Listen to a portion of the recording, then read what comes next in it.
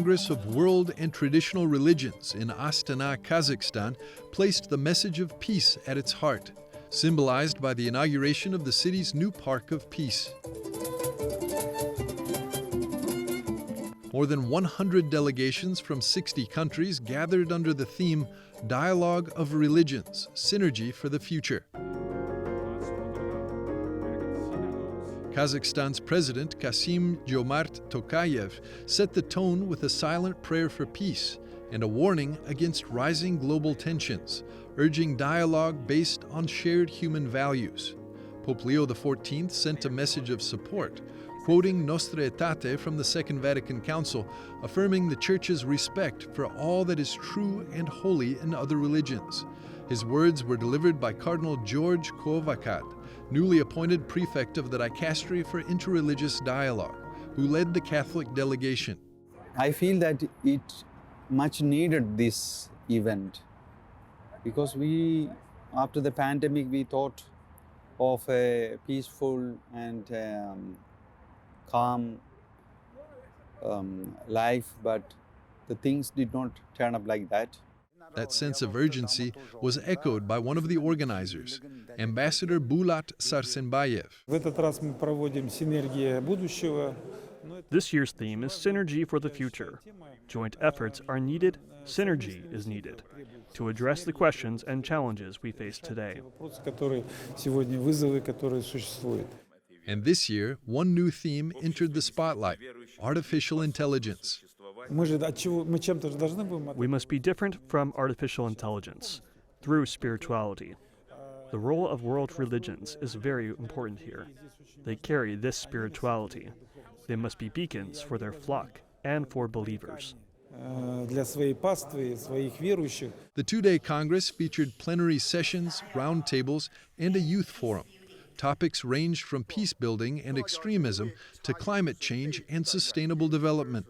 For the first time, the Muslim World League joined the gathering. We are happy that we have at this Congress the leader of the Muslim World League, Dr. Al-Issa.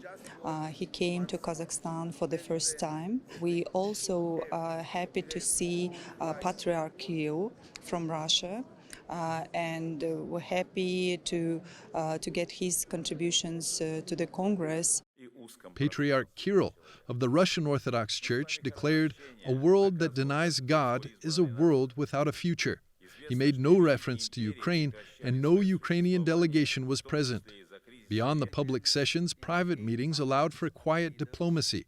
Cardinal Koovakad met with Patriarch Kirill and Catholicos Aram I of the Armenian Catholic Church. So that was very, very touching and interesting for me. And we had a moment of very fraternal exchange of ideas and to share the common concerns, because all are worried about how the things are going in the world. The Catholic delegation also brought fresh perspectives. For the first time, the Pope's pediatric hospital, Bambino Gesù, took the stage. Its president, Tiziano Onesti, called for a charter of principles for the holistic care of incurable children. During the visit, Bambino Gesù also expanded cooperation with Kazakhstan's University Medical Center, signing a letter of intent for joint work in epilepsy, autism, pediatric transplants, and oncology. We can collaborate on issues of common interest, sharing experiences, therapies, and research, always with the goal of helping children live better lives. Other delegates reminded that dialogue must lead to action. When we speak about peace, we also need to show that we are not hypocritical, but that we are serious when we talk about peace. If we want to dialogue, we have to walk toward the others, so to open and to be flexible in this relation. If leaders from different religions can sit in the same room, well, maybe people in the same town can sit in the same room of different religions. So I do have hope, yes. The Catholic Church in Kazakhstan represents only about 1% of the population, yet its role is significant, says Archbishop Tomasz Peta of Astana. I think that by seeing and hearing Catholics, many can realize that the Catholic Church is something special and that it stands out among the many religious traditions. The Congress also gave space to the younger generation. At the second Youth Forum, young participants reflected on peace and dialogue. I don't think we are raising boundaries. On the contrary, we are becoming aware of our own value and the value of other people around us.